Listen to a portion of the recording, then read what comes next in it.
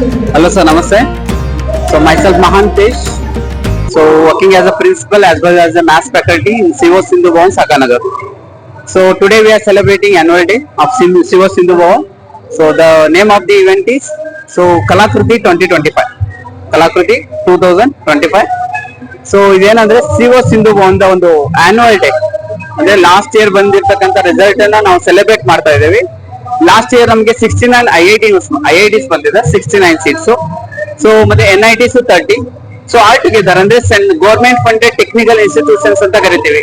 IITs, NITs, IIITs, GFTIs ಇವೆಲ್ಲ ಸೇರಿಸ್ಬಿಟ್ಟು 123 students qualify ಆಗಿದ್ದಾರೆ. ಅಂದ್ರೆ ಸೀಟ್ ಗೆಟಿಂಗ್ ಸ್ಟೂಡೆಂಟ್ಸ್ 123 ಸೀಟ್ ಸಿಕ್ಕಿದೆ.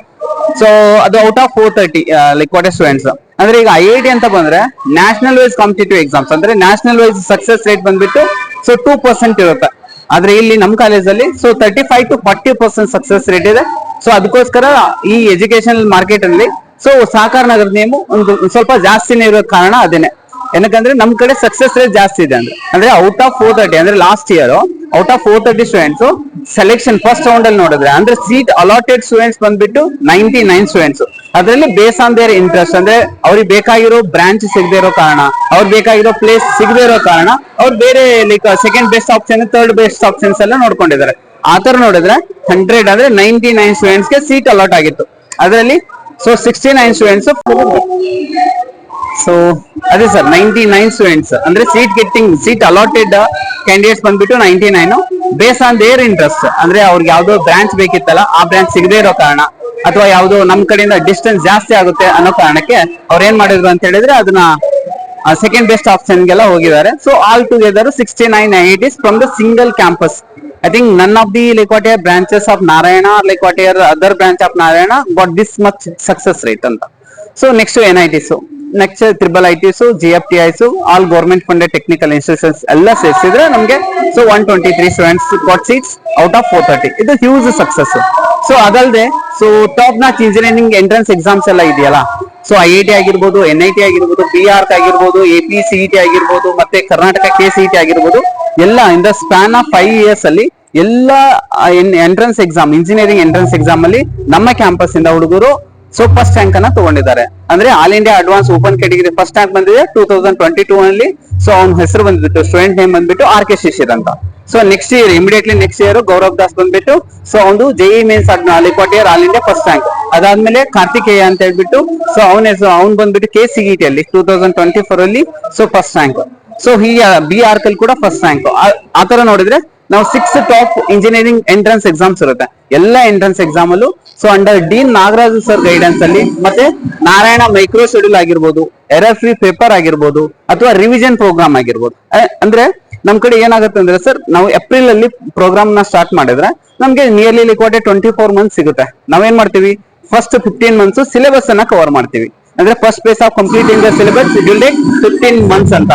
ನಾವು 15 ಮಂತ್ಸ್ ಅಲ್ಲಿ ಕವರ್ ಆಗಿರೋ ಸಿಲೆಬಸ್ ಅನ್ನ 5 ಮಂತ್ಸ್ ಅಲ್ಲಿ ರಿವಿಷನ್ ಮಾಡ್ತೀವಿ. ಅದಾದ್ಮೇಲೆ ನೆಕ್ಸ್ಟ್ 5 ಮಂತ್ಸ್ ಜನರಲ್ ಜನ ಏನ್ ಅನ್ಕೋತಾರೆ, ಇದು 2 years ಪ್ರೋಗ್ರಾಮ್ ಅಂತ.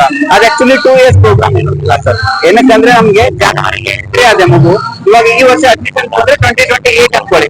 2028 ಜನವರಿ ಮಂತ್ ಅಲ್ಲಿ ಫಸ್ಟ್ ಜನವರಿ ಮಂತ್ ಅಲ್ಲಿ ಫಸ್ಟ್ ಎಕ್ಸಾಮ್ ಇರುತ್ತೆ, ಫಸ್ಟ್ ಫೇಸ್. ಫೆಬ್ರವರಿ ಮತ್ತೆ ಮಾರ್ಚ್ ಬೋರ್ಡ್ ಫೈನಲ್ ಎಕ್ಸಾಮಿನೇಷನ್ಸ್ ಇರುತ್ತೆ, ಮತ್ತೆ ಪ್ರಾಕ್ಟಿಕಲ್ ಎಕ್ಸಾಮಿನೇಷನ್ಸ್ ಇರುತ್ತೆ.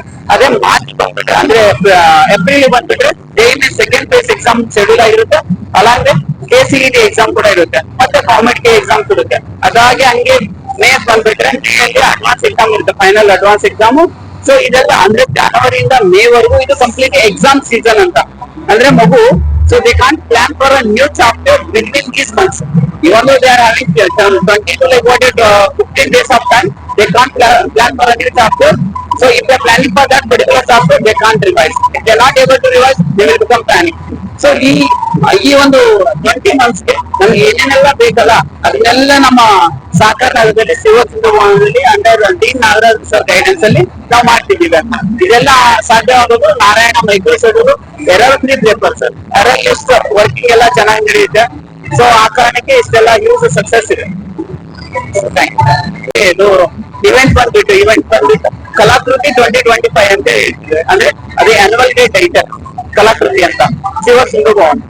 ಇಲ್ಲಿ ಚೀಫ್ ಗೆಸ್ಟ್ ಆಗಿ ಬಂದಿರೋರು ಡಿ ನಾಗರಾಜ್ ಸರ್, ಅದು ಎಕ್ಸಿಕ್ಯೂಟಿವ್ ಏನು, so not one Bangalore. So ಅವರು ಚೀಫ್ ಗೆಸ್ಟ್ ಇದ್ದಾರೆ.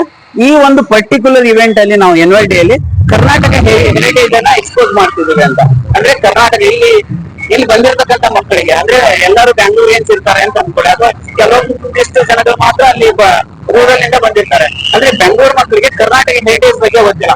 ಅಂದ್ರೆ ನಾರ್ತ್ ಕರ್ನಾಟಕ ಹೋದ್ರೆ ಏನೆಲ್ಲ ಕಲಾಕೃತಿ ಏನಿದೆ, ಸಾಹಿತ್ಯ ಏನಿದೆ, ಭಾಷಾ ಲೈಕ್ ವಾಟ್ ಭಾಷೆ ಬಗ್ಗೆ ಗೊತ್ತಿರಂಗಿಲ್ಲ. ಏನೋ ವೆರೈಟೀಸ್ ಇರುತ್ತಲ್ಲ, ಅಂದ್ರೆ ನಮ್ಮ ಕನ್ನಡ ಭಾಷೆನ ನಾವು ಘಟ್ಟಗಳಾಗಿ ವಿಂಗಡಣೆ ಮಾಡ್ತೀವಿ, ಹಳೆಗನ್ನಡ, ನಡುಗನ್ನಡ ಮತ್ತೆ ಹೊಸಗನ್ನಡ ಅಂತೇಳಿ. ಸೊ ಅದ್ರ ಬಗ್ಗೆ ತಿಳಿಸ್ಕೊಡೋದಾಗಿರ್ಬೋದು. ಅದೇ ನಮ್ದು ಸಾಹಿತ್ಯದ ಬಗ್ಗೆ ಬಂದ್ರೆ ನಮ್ದು 8 ಜ್ಞಾನಪೀಠ ಲೈಕ್ ವಾಟ್ ಪ್ರಶಸ್ತಿಗಳು ಬಂದಿದೆ. ಸೊ ಅದ್ರ ಬಗ್ಗೆ ಹೇಳ್ಕೊಡೋದಾಗಿರ್ಬೋದು. ನಾಟಕದ ಬಗ್ಗೆ ಹೇಳ್ಬೋದಾಗಿರ್ಬೋದು. ಅಥವಾ ಇವಾಗ ನಾಟ್ಯ ಶೈಲಿಗಳಿದಾವಲ್ಲ, ಭರತನಾಟ್ಯ, ಡೊಳ್ಳು ಕುಣಿತ, ಯಕ್ಷಗಾನ, ಅದನ್ನೆಲ್ಲ ಎಕ್ಸ್ಪೋರ್ಟ್ ಮಾಡ್ಲಿಕ್ಕೆ. ಸೊ ಅದು ಕರ್ನಾಟಕ ಹೆರಿಟೇಜ್ ರಿಲೇಟೆಡ್ ಫಂಕ್ಷನ್ಸ್ ಅನ್ನ ನಾವು ಮಾಡ್ತಿದ್ದೇವೆ ಸರ್. ಸೊ ಮೇನ್ ಥೀಮ್ ಬಂದ್ಬಿಟ್ಟು ಕರ್ನಾಟಕ ಹೆರಿಟೇಜ್ ಬಗ್ಗೆ ನಾವು ಅದನ್ನ ಎಕ್ಸ್ಪೋರ್ಟ್ ಮಾಡ್ತಿದ್ದೀವಿ ಅಂತ ಇವತ್ತಿನ ಒಂದು ಕಲಾಕೃತಿ 2025 ಪ್ರೋಗ್ರಾಮ್ ಅಲ್ಲಿ. ಯುವ ಪೀಳಿಗೆಗೆ ಏನಾದ್ರು ಕಿವಿ ಮತ್ತೆ ಹೇಳ್ಬೇಕು ಅಂದ್ರೆ ಸರ್ ಅದೇ ಸರ್, ಏನಿಲ್ಲ, ನೆಕ್ಸ್ಟ್ ಇನ್ನೊಂದು 15 ಡೇಸ್ ಅಲ್ಲ, ಎಕ್ಸಾಕ್ಟ್ ಆಗಿ ಇವತ್ತಿಗೆ 15 ಡೇಸ್ ಇದೆ JEE ಫಸ್ಟ್ ಫೇಸ್ ಗೆ. ಸೊ ಎಲ್ಲ ನೀಟಾಗಿ ತಯಾರಿ ಮಾಡ್ತಿರ್ತೀರಾ, ಸರಿ ತಯಾರಿ ಮಾಡಿದವರು ಇರ್ತೀರಾ, ಯಾವುದೋ ಕ್ರಾಶ್ ಕೋರ್ಸ್ ತಗೋತಿರ್ತೀರಾ. ಸೊ ಎಲ್ಲ ಅಂದ್ರೆ ಇವಾಗ ನೆಕ್ಸ್ಟ್ 1-2 ಇಯರ್ಸ್ ಅಲ್ಲಿ ಏನಾಗುತ್ತೆ ಅಂದ್ರೆ 18,000 ಸೀಟ್ಸ್ ಇರುತ್ತೆ ಸರ್, IIT ಸೀಟ್ಸ್ 18,160 ಎಕ್ಸಾಕ್ಟ್ ಆಗಿ. ಅಂದ್ರೆ 2028 ಬಂದ್ರೆ ಅದು nearly 18 lakhs students competitor. So 18 like what is lakh students will compete for like what is 18,000 seats. ಅಂದ್ರೆ 1:100 competition ಇರುತ್ತೆ. That is not like what here so easy. They have to do so much hard work, then only they can stand in front of one of the IIT. So they have to sacrifice lot of things. So they should be self motivated. They should have a self target. So like what a daily target. ಅಂದ್ರೆ ಇವತ್ತು ನಾನೇನ್ 20 physics, 20 chemistry, 20 mathematics ಅನ್ನ ನಾನು target ಇಟ್ಕೊಂಡಿದ್ದೀನಿ ಅಂದ್ರೆ without completing that target they should not go to sleep. So ಆತರ ಇದ್ರೆ ಮಾತ್ರ if they are ready to sacrifice something, then only they can earn something. If they are standing in front of one of the IIT, NIT, IIIT, definitely they will feel it's worth to sacrifice that. So all the best for like what JEE means like what aspirants 2025. Thank you.